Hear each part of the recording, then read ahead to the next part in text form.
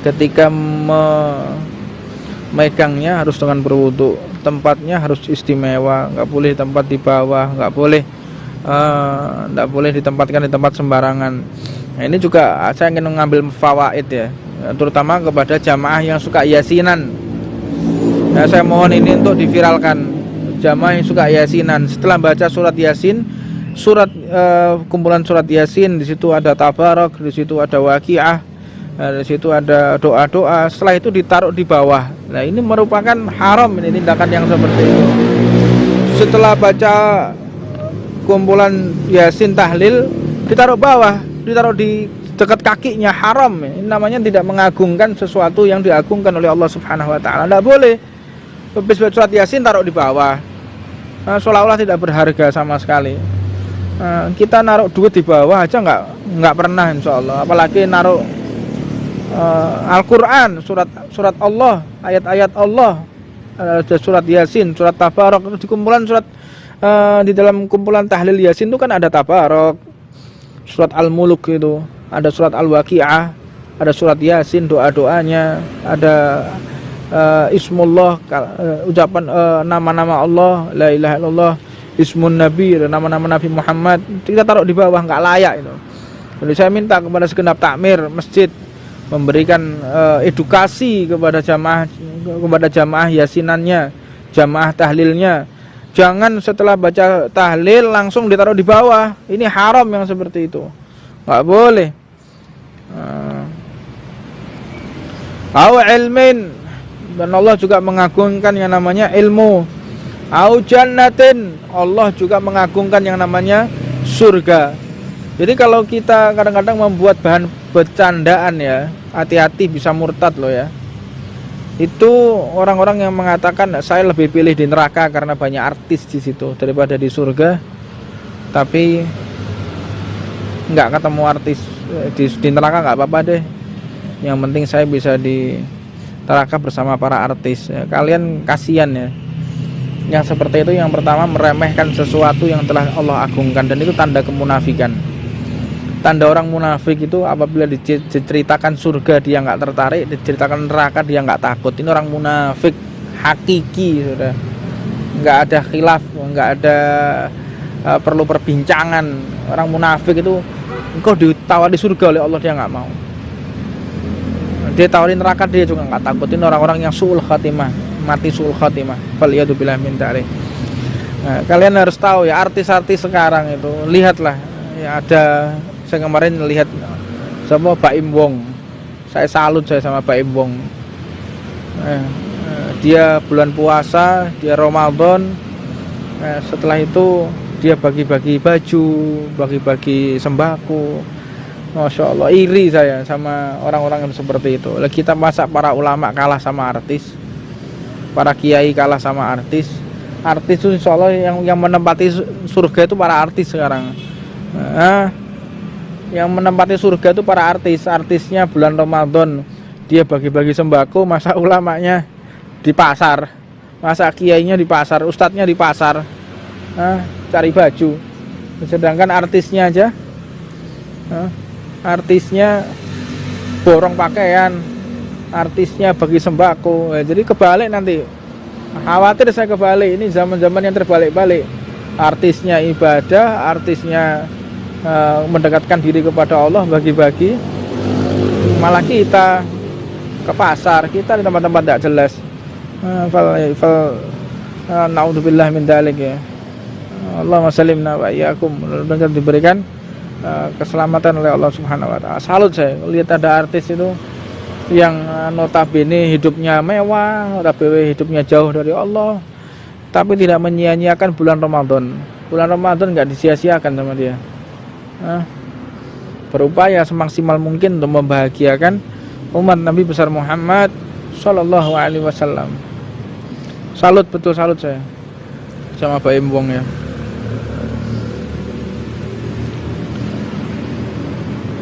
Aunarin tadi juga tidak mengagungkan neraka, merasa tidak takut kepada neraka. Wa kullu dzalika minal ma'asi wal khaba'itsi al-muhlikat. Semua itu merupakan perbuatan maksiat dan keburukan yang dapat membinasakan. Faliyadzubillah min dzalik ya. Orang meremehkan sesuatu yang diagungkan oleh Allah, maka dia akan dekat dengan kebinasaan. Bal ba'du dzalika mimma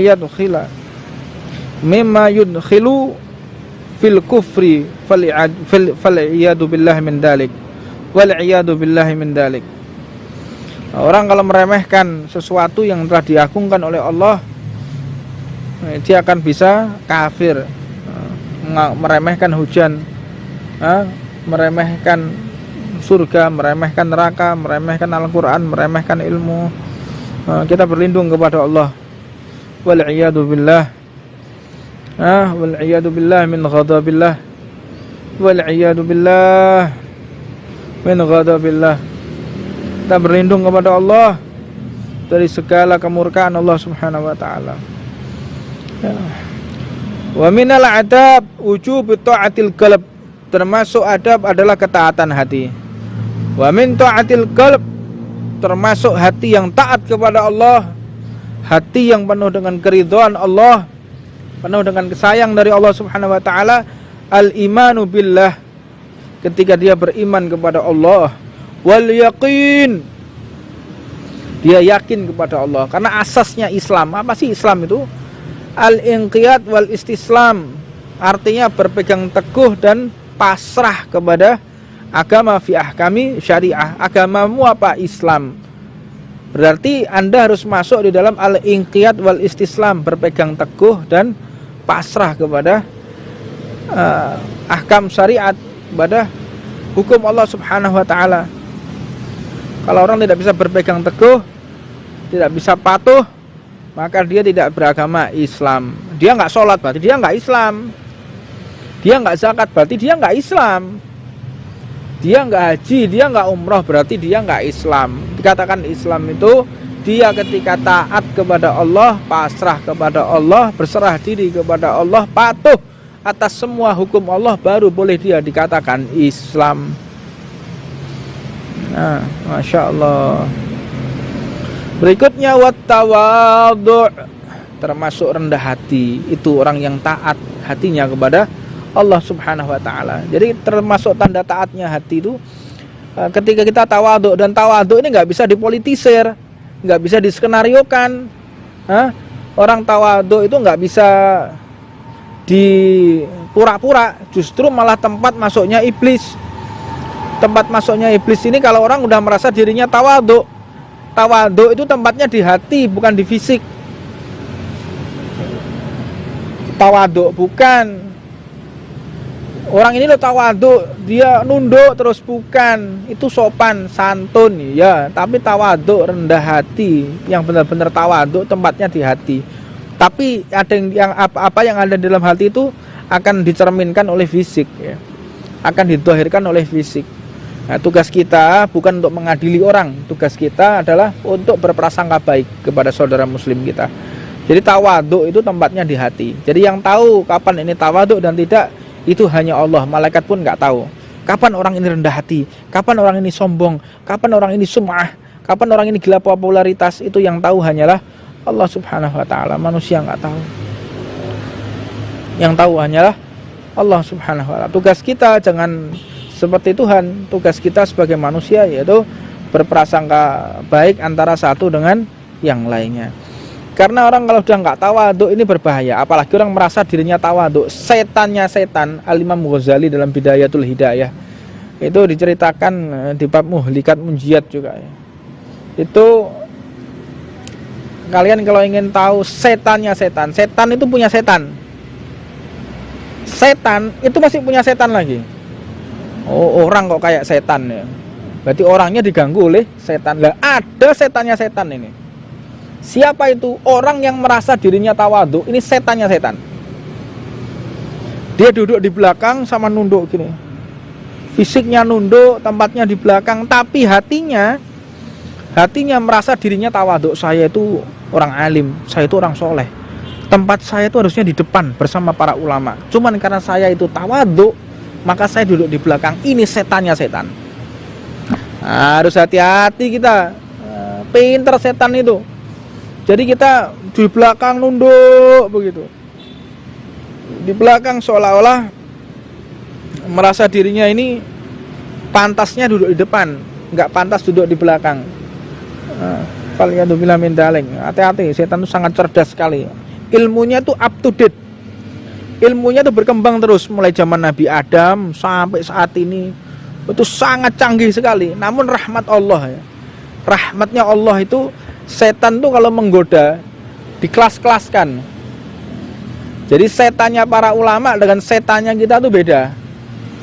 Kalau setannya para ulama digunakan tidak dibatasi oleh Allah, bisa menggoda kita, wah bubar kita. Setannya para nabi, setannya para rasul itu tidak bisa menggoda kita orang awam gini. Kalau setannya para nabi bisa menggoda kita, bubar jalan kita. Termasuk setannya para wali Allah, wali kutub, itu tidak bisa menggoda orang seperti kita. Kalau setannya wali kutub seperti Sayyidina Syekh Abdul Qadir Jailani radhiyallahu taala anhu bisa menggoda kita, murtad kita.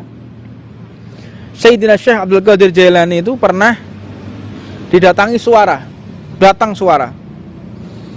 Yang suara itu mengatakan ketika beliau dalam keadaan sholat, beliau didatangi segumpal awan yang sangat indah sekali. Awan ini gak bisa kita ceritakan, hebat, indah betul awan ini.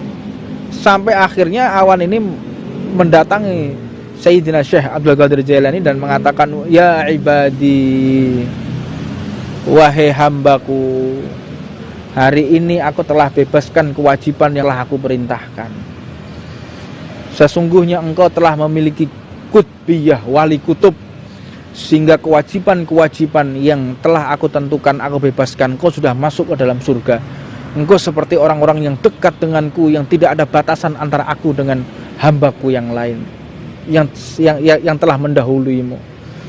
Maka beliau menambahkan rakaat, menambahkan sholat lagi, sholat sunnah. Setelah itu beliau salam. Ketika salam dilempar awan yang indah ini, dilempar dengan sandal beliau, kelompen ya, dengan gapiak, lempar. Awan yang indah itu menjadi gelap gulita, pecah, dan akhirnya pecahan tersebut keluar wujudnya iblis. Dan iblis ini menyampaikan, kamu kok tahu? Kamu kok tahu kalau aku ini adalah iblis? Tahu dari mana engkau? Karena telah banyak orang yang memiliki kedudukan wali setingkat dirimu, aku murtadkan dengan cara-cara seperti ini. Wali yang punya kedudukan kutub, karena kutub itu banyak, ada wali abdal, ada beberapa kutub. Kutub itu kalau kutbul ghos cuma satu. Sehingga beliau sampai ke makam Qutbul Ghaus Sayyidina Syekh Abdul Qadir Jailani. Qutbul Ghaus cuma satu. Nah, jadi makam wali menjadi murtad, katanya iblis ini, gara-gara aku murtadkan dia dengan cara seperti ini. Kata Sayyidina Syekh Abdul Qadir Jailani, hei iblis yang dikutuk oleh Allah, ketahuilah, aku ini beribadah kepada Allah bukan hanya dengan ketaatanku, tetapi aku beribadah kepada Allah hanya dengan bukan hanya dengan hati yang ikhlas, bukan hati yang bersih, bukan hanya hati yang bersih, bukan hanya semangat beribadah, tapi saya beribadah menggunakan tarikh, menggunakan sejarah Nabi Muhammad, menggunakan hadis Nabi Muhammad, menggunakan sunnah Nabi Muhammad. Aku beribadah menggunakan ilmu Nabi Muhammad sallallahu alaihi wasallam. Jadi engkau tidak bisa menipuku. Katanya iblis, benar, banyak ahli ibadah yang sampai kedudukannya menjadi wali besar, tapi gampang disesatkan oleh iblis karena ibadahnya hanya menggunakan ketaatan, keikhlasan, tapi tidak menggunakan ilmu, tidak menggunakan sejarah. Kau nggak bisa, kata Sayyidina Syekh Abdul Qadir Jailani, aku ketika beribadah ini menggunakan ilmu, menggunakan sejarah Rasulullah. Nabi Muhammad itu dijelaskan sama Sayyidina Syekh Abdul Qadir Jailani, Nabi Muhammad itu telah bertemu langsung dengan Allah dengan jasad-jasadnya, memberikan pesan kepada kita semua, mi'raj ummati kama fis shalah, pertemuanku dengan hambaku yaitu ketika dia sholat. Nabi Muhammad pada akhir umurnya masih dipopong, masih diangkat oleh Sayyidina Ali bin Abi Thalib menuju ke imaman, menuju ke mihrab. Udah sulit berjalan, masih mengimami Nabi Muhammad SAW, masih menjadi imam sholat. Nabi Muhammad aja dalam keadaan sakit yang seperti itu, dalam keadaan kritis, masih dipopong oleh Sayyidina Ali bin Abi Thalib menuju ke mihrab. Sedangkan aku ini siapa? Tidak sebanding aku dengan Nabi Muhammad SAW.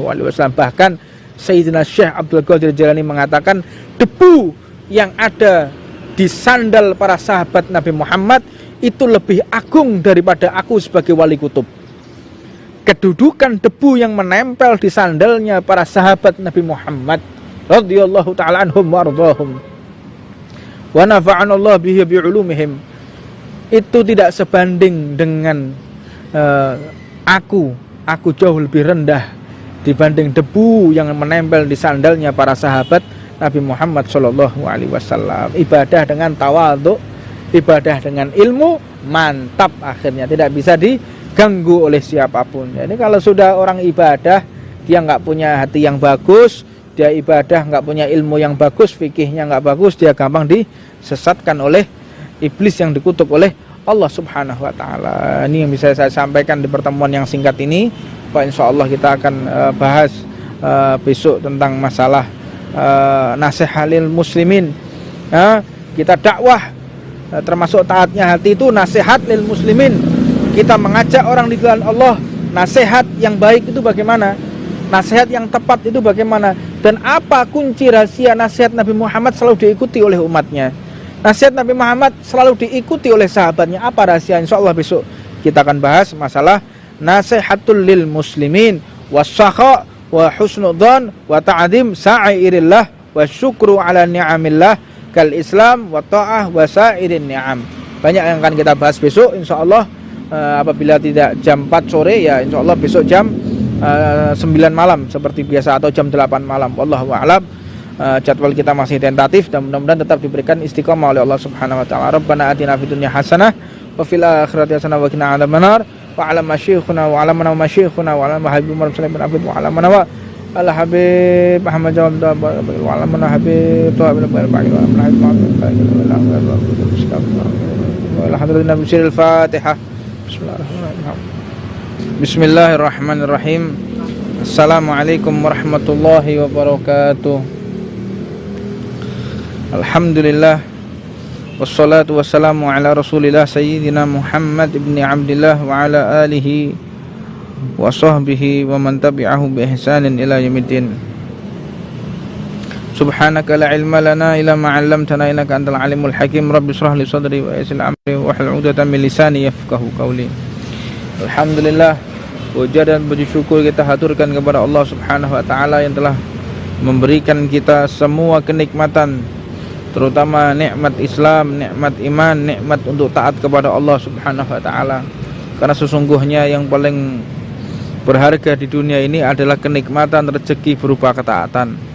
Sehebat-hebatnya seseorang, secerdas-cerdasnya seseorang, setinggi apapun jabatannya, sebanyak apapun hartanya, namun tidak diberikan rezeki berupa ketaatan, maka itu semua akan sia-sia, sengsara hidupnya selama-lamanya.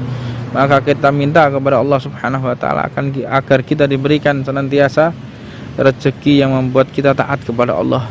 Jangan hanya meminta rezeki yang sifatnya dengan kualitas ataupun kuantitas, namun mintalah rezeki yang berkah, rezeki yang membuat kita semakin dekat kepada Allah Subhanahu wa Ta'ala, rezeki yang membuat kita bahagia di dunia sampai bahagia kelak di akhirat, bersama keluarga tercinta, bersama orang-orang yang kita sayangi, teman-teman, santri kita semuanya. Mudah-mudahan dikumpulkan di surganya Allah Subhanahu wa Ta'ala bersama baginda Nabi Muhammad, bersama para sahabat, bersama para kekasih Allah Subhanahu wa Ta'ala. Melanjutkan apa yang kita bahas di hari demi hari, yaitu disampaikan oleh Imam Al-Habib Ahmad bin Al-Habsyi radhiyallahu ta'ala anhu wa nafa'anallahu bihi bi'ulumih.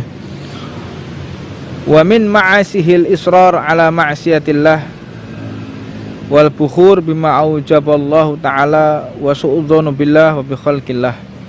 Sampai kita pada pembahasan jangan kita sekali-kali berprasangka buruk kepada Allah dan kepada hamba Allah Subhanahu wa taala. Wat tasghir liman 'adamallah min ta'atin. Jangan kita mengecilkan siar-siar Allah Subhanahu wa taala. Jangan kita meremehkan hal-hal yang telah Allah agungkan yang ada di dalam Al-Qur'an. Di antaranya yang Allah agungkan syariatnya yaitu adalah yang paling mukjizat yang dapat kita miliki saat ini yaitu Al-Qur'an. Al-Qur'an itu adalah mukjizat yang dapat kita lihat, yang dapat kita genggam, yang dapat kita miliki yaitu adalah Al-Qur'an. Mukjizat terbesar Nabi Muhammad SAW adalah Al-Qur'an. Mukjizat Nabi Musa bisa menghidupkan orang mati. Mukjizat Nabi Isa bisa mengobati orang yang sembuh.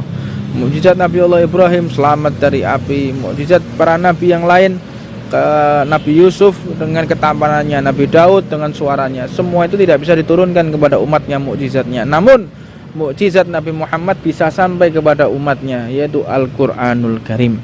Mudah-mudahan Al-Qur'an sudi kepada kita sehingga di bulan yang mulia ini, bulan Ramadan, Syahrul Quran, bulan Al-Quran, jangan sampai Ramadan kita lewatkan sedangkan Al-Quran belum kita hatamkan. Fal'iyadzubillah min dalik. Mudah-mudahan Al-Quran sudi melihat wajah kita.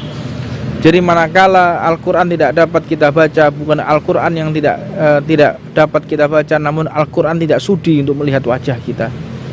Jadi ketika kita tidak bisa membaca Al-Quran, pertanda Al-Quran tidak sudi melihat wajah kita. Na'udzubillah.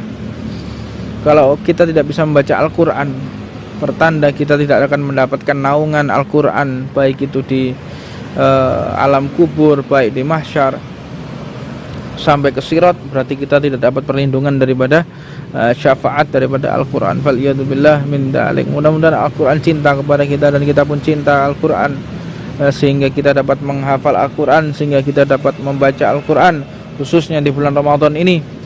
Allah Subhanahu wa ta'ala memudahkan kita untuk melihat Al-Quran setiap hari. Allah mudahkan kita membaca Al-Quran setiap hari, sehingga kita menjadi sahabatnya Al-Quran. Al-Quran merupakan sesuatu yang diagungkan oleh Allah. Maka jangan sekali-kali kita untuk mengecilkan yang namanya Al-Quran. Karena Al-Quran itu tidak sembarangan. Ketika memegangnya harus dengan berwudu. Tempatnya harus istimewa, nggak boleh tempat di bawah, nggak boleh ditempatkan di tempat sembarangan. Nah, ini juga saya ingin mengambil fawaid ya, terutama kepada jamaah yang suka yasinan. Nah, saya mohon ini untuk diviralkan. Jamaah yang suka yasinan, setelah baca surat Yasin, kumpulan surat Yasin, di situ ada tabarak, di situ ada waqiah, di situ ada doa-doa, setelah itu ditaruh di bawah. Nah, ini merupakan haram, ini tindakan yang seperti itu. Setelah baca kumpulan Yasin tahlil, ditaruh bawah, ditaruh di dekat kakinya, haram. Ini namanya tidak mengagungkan sesuatu yang diagungkan oleh Allah Subhanahu wa taala. Tidak boleh. Habis baca surat Yasin taruh di bawah. Nah, seolah-olah tidak berharga sama sekali. Nah, kita naruh duit di bawah aja nggak pernah, insyaallah. Apalagi naruh Al-Quran, surat Allah, ayat-ayat Allah, surat Yasin, surat Tabarok. Di kumpulan surat di dalam kumpulan tahlil Yasin itu kan ada Tabarok, surat Al-Muluk itu, ada surat Al-Waqi'ah, ada surat Yasin, doa-doanya, ada Ismullah, ucapan nama-nama Allah, la ilaha illallah, Ismun Nabi, nama-nama Nabi Muhammad. Kita taruh di bawah, nggak layak itu. Jadi saya minta kepada segenap takmir masjid memberikan edukasi kepada jamaah yasinannya, jamaah tahlilnya. Jangan setelah baca tahlil langsung ditaruh di bawah. Ini haram yang seperti itu, nggak boleh. Au ilmin, dan Allah juga mengagungkan yang namanya ilmu. Au jannatin, Allah juga mengagungkan yang namanya surga. Jadi kalau kita kadang-kadang membuat bahan bercandaan ya, hati-hati bisa murtad loh ya. Itu orang-orang yang mengatakan saya lebih pilih di neraka karena banyak artis di situ daripada di surga. Tapi nggak ketemu artis di neraka nggak apa-apa deh. Yang penting saya bisa di neraka bersama para artis. Ya, kalian kasihan ya. Yang seperti itu yang pertama meremehkan sesuatu yang telah Allah agungkan, dan itu tanda kemunafikan. Tanda orang munafik itu apabila diceritakan surga dia nggak tertarik, diceritakan neraka dia nggak takut. Ini orang munafik hakiki, sudah. Nggak ada khilaf, nggak ada perlu perbincangan. Orang munafik itu engkau ditawari surga oleh Allah dia nggak mau. Dia tawarin neraka dia juga nggak takut. Ini orang-orang yang su'ul khatimah, mati su'ul khatimah. Faliyadzubillah min dzalik.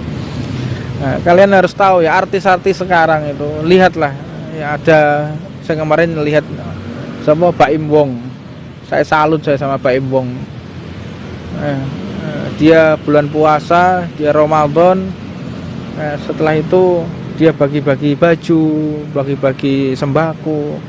Masya Allah, iri saya sama orang-orang yang seperti itu. Kita masa para ulama kalah sama artis, para kiai kalah sama artis. Artis itu insya Allah yang menempati surga itu para artis sekarang. Yang menempati surga itu para artis. Artisnya bulan Ramadan dia bagi-bagi sembako, masa ulamanya di pasar, masa kiainya di pasar, ustadznya di pasar, cari baju. Sedangkan artisnya aja, artisnya borong pakaian, artisnya bagi sembako. Jadi kebalik nanti, khawatir saya kebalik. Ini zaman-zaman yang terbalik-balik. Artisnya ibadah, artisnya mendekatkan diri kepada Allah, bagi-bagi, malah kita ke pasar, kita di tempat-tempat tidak jelas. Naudzubillah min dzalik ya. Allahumma salimna wa iyyakum. Mudah-mudahan diberikan keselamatan oleh Allah Subhanahu wa taala. Salut saya lihat ada artis itu yang notabene hidupnya mewah, notabene hidupnya jauh dari Allah, tapi tidak menyia-nyiakan bulan Ramadan. Bulan Ramadan enggak disia-siakan sama dia. Berupaya semaksimal mungkin untuk membahagiakan umat Nabi besar Muhammad sallallahu alaihi wasallam. Salut, betul salut saya sama Baim Wong ya.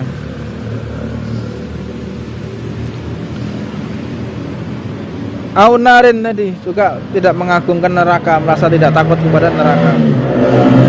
Wa kullu dzalika minal ma'asi wal khaba'itsi al muhlikat. Semua itu merupakan perbuatan maksiat dan keburukan yang dapat membinasakan. Faliyadzubillah min dzalik ya. Orang meremehkan sesuatu yang diagungkan oleh Allah, maka dia akan dekat dengan kebinasaan. Bal ba'du dzalika mimma yudkhilu fil kufri fal'iyadu billahi min dzalik wal'iyadu billahi min dzalik. Orang kalau meremehkan sesuatu yang telah diagungkan oleh Allah, dia akan bisa kafir. Meremehkan hujan, meremehkan surga, meremehkan neraka, meremehkan Al-Quran, meremehkan ilmu. Kita berlindung kepada Allah. Wal'iyadu billah. Wal'iyadu billah min ghadabillah. Wal'iyadu billah min ghadabillah. Kita berlindung kepada Allah dari segala kemurkaan Allah Subhanahu wa taala. Wa minal adab wujub ta'atil qalb. Termasuk adab adalah ketaatan hati. Wa min ta'atil qalb, termasuk hati yang taat kepada Allah, hati yang penuh dengan keridhaan Allah, penuh dengan kesayang dari Allah Subhanahu wa taala, al-imanu billah, ketika dia beriman kepada Allah, wal yaqin, dia yakin kepada Allah. Karena asasnya Islam, apa sih Islam itu? Al-inqiyad wal istislam, artinya berpegang teguh dan pasrah kepada agama fi ahkami syariah. Agamamu apa? Islam. Berarti Anda harus masuk di dalam al-inqiyad wal istislam, berpegang teguh dan pasrah kepada ahkam syariat, kepada hukum Allah Subhanahu wa taala. Kalau orang tidak bisa berpegang teguh, tidak bisa patuh, maka dia tidak beragama Islam. Dia nggak sholat, berarti dia nggak Islam. Dia nggak zakat, berarti dia nggak Islam. Dia nggak haji, dia nggak umroh, berarti dia nggak Islam. Dikatakan Islam itu dia ketika taat kepada Allah, pasrah kepada Allah, berserah diri kepada Allah, patuh atas semua hukum Allah, baru boleh dia dikatakan Islam. Nah, Masya Allah. Berikutnya wattawadhu', termasuk rendah hati. Itu orang yang taat hatinya kepada Allah Subhanahu wa ta'ala. Jadi termasuk tanda taatnya hati itu ketika kita tawadhu, dan tawadhu ini nggak bisa dipolitisir, nggak bisa diskenariokan. Orang tawadhu itu nggak bisa dipura-pura, justru malah tempat masuknya iblis. Tempat masuknya iblis ini kalau orang udah merasa dirinya tawadhu. Tawadhu itu tempatnya di hati, bukan di fisik. Tawadhu bukan orang ini lo tawadhu, dia nunduk terus, bukan. Itu sopan, santun, ya. Tapi tawadhu, rendah hati, yang benar-benar tawadhu tempatnya di hati.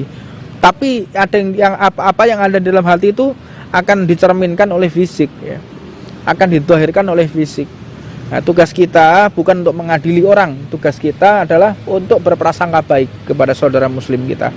Jadi tawadhu itu tempatnya di hati. Jadi yang tahu kapan ini tawadhu dan tidak, itu hanya Allah. Malaikat pun nggak tahu kapan orang ini rendah hati, kapan orang ini sombong, kapan orang ini sum'ah, kapan orang ini gila popularitas. Itu yang tahu hanyalah Allah Subhanahu wa ta'ala. Manusia nggak tahu.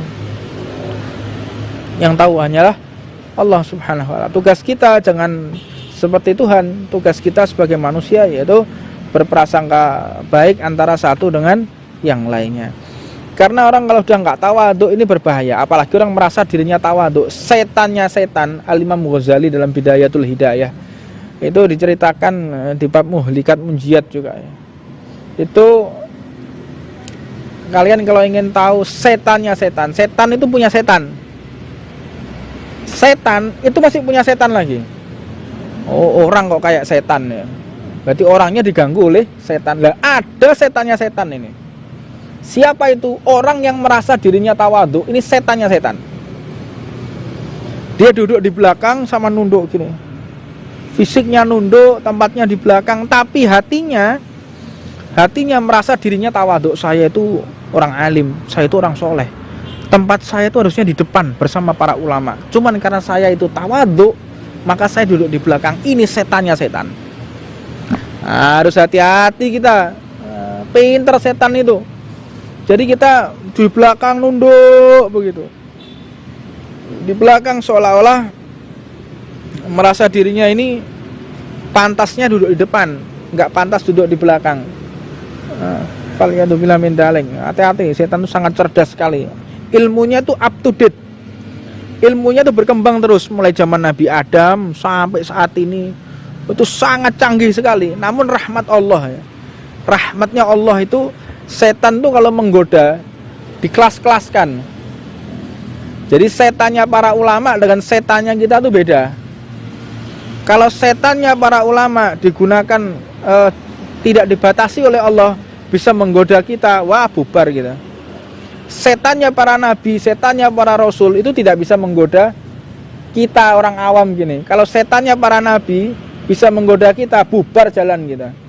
Termasuk setannya para wali Allah, wali kutub, itu tidak bisa menggoda orang seperti kita.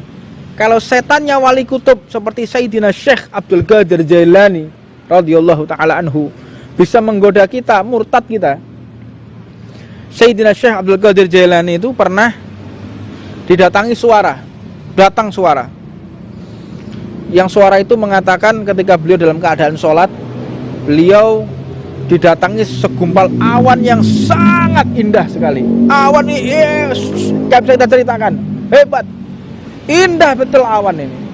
Sampai akhirnya awan ini mendatangi Sayyidina Syekh Abdul Qadir Jailani dan mengatakan, ya ibadi, wahai hambaku, hari ini aku telah bebaskan kewajiban yang telah aku perintahkan.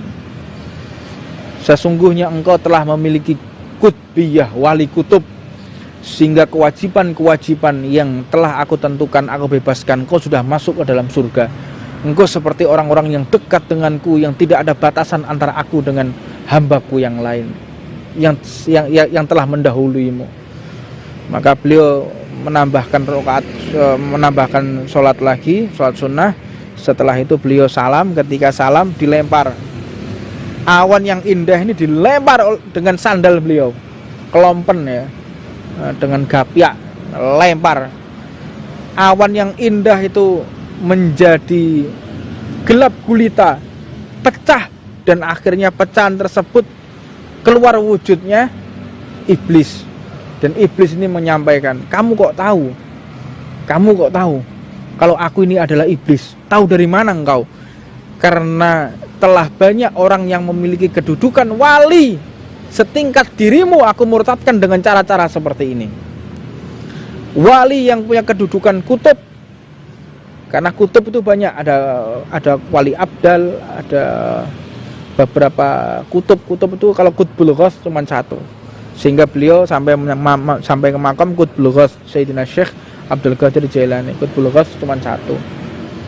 Nah, jadi makam wali menjadi murtad, katanya iblis ini, gara-gara aku murtadkan dia dengan cara seperti ini. Kata Sayyidina Syekh Abdul Qadir Jailani, "Hei iblis yang dikutuk oleh Allah, ketahuilah, aku ini beribadah kepada Allah bukan hanya dengan ketaatanku, tetapi aku beribadah kepada Allah hanya dengan bukan hanya dengan hati yang ikhlas, bukan hati yang bersih, bukan hanya hati yang bersih, bukan hanya semangat beribadah, tapi saya beribadah menggunakan tarikh, menggunakan sejarah Nabi Muhammad, menggunakan hadis Nabi Muhammad, menggunakan sunnah Nabi Muhammad. Aku beribadah menggunakan ilmu Nabi Muhammad Sallallahu Alaihi Wasallam. Jadi engkau tidak bisa menipuku." Katanya iblis, benar, banyak ahli ibadah yang sampai kedudukannya menjadi wali besar, tapi gampang disesatkan oleh iblis karena ibadahnya hanya menggunakan ketaatan, keikhlasan, tapi tidak menggunakan ilmu, tidak menggunakan sejarah. Kau nggak bisa, kata Sayyidina Syekh Abdul Qadir Jailani, aku ketika beribadah ini menggunakan ilmu, menggunakan sejarah Rasulullah. Nabi Muhammad itu dijelaskan sama Sayyidina Syekh Abdul Qadir Jailani, Nabi Muhammad itu telah bertemu langsung dengan Allah dengan jasad-jasadnya, memberikan pesan kepada kita semua, mi'raj ummati kama fis shalah, pertemuanku dengan hambaku yaitu ketika dia sholat. Nabi Muhammad pada akhir umurnya masih dipopong, masih diangkat oleh Sayyidina Ali bin Abi Thalib menuju ke imaman, menuju ke mihrab. Udah sulit berjalan, masih mengimami Nabi Muhammad SAW, masih menjadi imam sholat. Nabi Muhammad aja dalam keadaan sakit yang seperti itu, dalam keadaan kritis, masih dipopong oleh Sayyidina Ali bin Abi Thalib menuju ke mihrab. Sedangkan aku ini siapa? Tidak sebanding aku dengan Nabi Muhammad SAW. Bahkan Sayyidina Syekh Abdul Qadir Jailani mengatakan, debu yang ada di sandal para sahabat Nabi Muhammad itu lebih agung daripada aku sebagai wali kutub.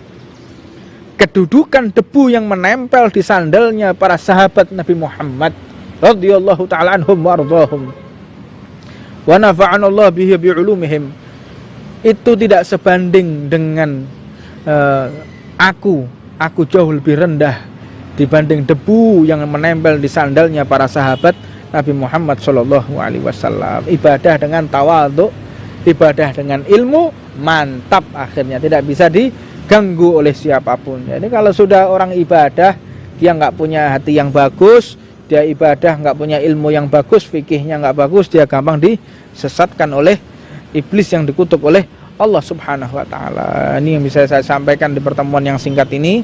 Pak, insya Allah kita akan bahas besok tentang masalah nasihat lil muslimin. Kita dakwah, termasuk taatnya hati itu nasihat lil muslimin. Kita mengajak orang di jalan Allah. Nasihat yang baik itu bagaimana? Nasihat yang tepat itu bagaimana? Dan apa kunci rahasia nasihat Nabi Muhammad selalu diikuti oleh umatnya? Nasihat Nabi Muhammad selalu diikuti oleh sahabatnya. Apa rahasia? Insya Allah besok kita akan bahas masalah nasihatul lil muslimin wassakha wa husnudzan wa ta'zim sa'irillah wa syukru ala ni'amillah kal islam wa ta'ah wa sa'irin ni'am. banyak yang akan kita bahas besok insyaallah. Apabila tidak jam 4 sore ya insyaallah besok jam 9 malam seperti biasa atau jam 8 malam. Wallahu a'lam. Jadwal kita masih tentatif dan mudah-mudahan tetap diberikan istiqomah oleh Allah Subhanahu wa taala. Rabbana atina fid dunya hasanah wa fil akhirati hasanah wa qina adzabannar. Wa 'ala masyikhuna wa 'ala mana masyikhuna wa 'ala habib mursalin abid wa 'ala mana wa al habib Muhammad jawab wa 'ala mana habib tuha bin ba'il wa 'ala habib wa alhamdulillah bismillahir